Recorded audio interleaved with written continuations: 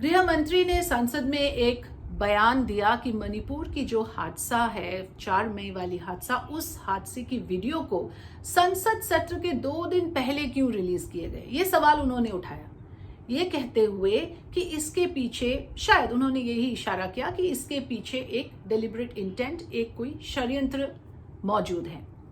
मतलब आप ये कह रहे हो कि अगर वो वीडियो उस टाइम, और उन्होंने कहा खुले शब्दों में कि अगर ये वीडियो उस टाइम ही रिलीज हो जाते तो आप वही का वही एक्शन लेते, वही कार्रवाई करते और गिरफ्तारी हो जाती।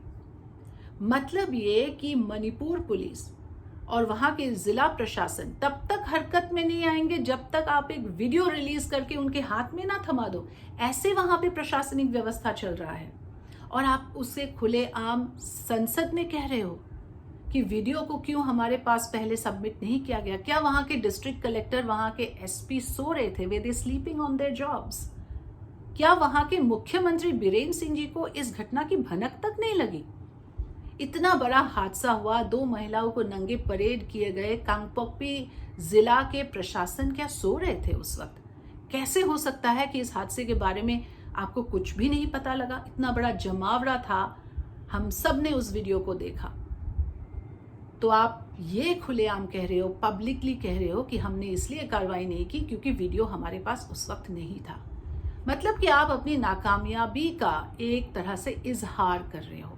और विरोधाभास देखिए, कॉन्ट्रडिक्शन देखिए कि गृह मंत्री इन द सेम ब्रेथ ये कह रहे हैं कि राजनीतिकरण मत करिए। अरे भाई, राजनीतिकरण तो आप खुद कर रहे हो। आप क्या कहना चाहते हो? आप ये कह रहे हो कि ये एक षड्यंत्र है सरकार को टारगेट करने का संसद सत्र में, इसीलिए वीडियो को बहुत केयरफुली 2 दिन पहले रिलीज किया गया। तो ये तो खुद जो आप जिस वसूलों का हवाला दे रहे हो उसी का उल्लंघन आप खुद कर रहे हो, राजनीतिकरण करके, ये कह के कि ये जानबूझ के किया गया। और विरोधाभास सिर्फ वहां नहीं है। और इससे पहले मैं एक बात और कहना चाहूंगी कि मणिपुर कोई बहुत बड़ी स्टेट नहीं है। Population of Manipur is about 32 lakhs। Mumbai का पॉपुलेशन है 2 crore प्लस। मतलब 1/6 of the population of Mumbai lives in Manipur. इतनी सी स्टेट का इतने से पॉपुलेशन आपसे संभाला नहीं जा रहा है, तो ऐसे आदमी को आप पद पे बिठा के क्यों रखे हो? ये भी एक बहुत बड़ा सवाल है। और विरोधाभास सिर्फ वहां खत्म नहीं होता। जब आपने सुना महिला और बाल कल्याण मंत्री स्मृति ईरानी जी ने ये कहा कि राहुल गांधी संसद से निकलते हुए फ्लाइंग किस दे के गए, इससे महिला सांसद का बहुत बड़ा अपमान हुआ और ये अभद्र व्यवहार है। अब आपका जो ये आक्रोश है, ये जो गुस्सा है, आप उन महिलाओं की तरफ होके बोल रहे हो जो महिला सांसद है। क्या ये एलिटिज्म नहीं है? आपका यही गुस्सा, यही आक्रोश तब कहा था जब मणिपुर की महिलाओं पर इस तरह का उपद्रव हो रहा था, इस तरह की घिनौनी हरकतें उनके ऊपर की जा रही थी। क्या उनका अपमान नहीं है? जो महिला खेत में काम करते हैं, परिवार की परवरिश करते हैं, उनका अपमान नहीं है?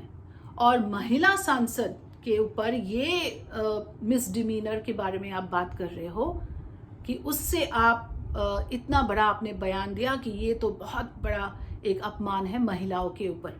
तो क्या ये एलिटिज्म नहीं है? आप तो बहुत एलिटिज्म के खिलाफ बोलते हो, नेपोटिज्म के खिलाफ बोलते हो। तो ये भी एक कॉन्ट्रडिक्शन ही है। और अंत में मैं ये कहना चाहूंगी कि अभी भी मणिपुर में स्थिति बहुत खराब है। हो सकता है 2-3 हफ्ते तक वहां कोई हिंसा की घटना नहीं हुआ हो, लेकिन इसका मतलब ये नहीं कि वहां पे स्थिति सामान्य हुई है। स्थिति सामान्य से बहुत दूर है। वहां पे अभी आर्मी और बल्कि असम राइफल्स और स्टेट पुलिस में झगड़ा शुरू हो गया है, कॉन्फ्लिक्ट शुरू हो गया है। एक दूसरे पे आरोप लगा रहे हैं, एक तरफा होने का आरोप लगा रहे हैं। इस कदर हालत वहां बिगड़ चुकी है। और यहां अगर कुछ हो रहा है, अगर नेताओं में कुछ हो रहा है, तो सिर्फ और सिर्फ राजनीतिकरण हो रहा है। मैं तो कहूंगी कि आपको विनम्रता से ये स्वीकार करना चाहिए कि बीजेपी की सरकार वहां फेल हो चुकी है। और सिर्फ राज्य सरकार नहीं, इसमें मोदी सरकार भी फेल हो चुकी है। ये इस चीज का आप विनम्रता से स्वीकार करिए, क्योंकि स्टेट पुलिस आपका, पैरामिलिट्री आपका, डबल इंजन सरकार आपका, फिर भी द स्टेट इज बर्निंग।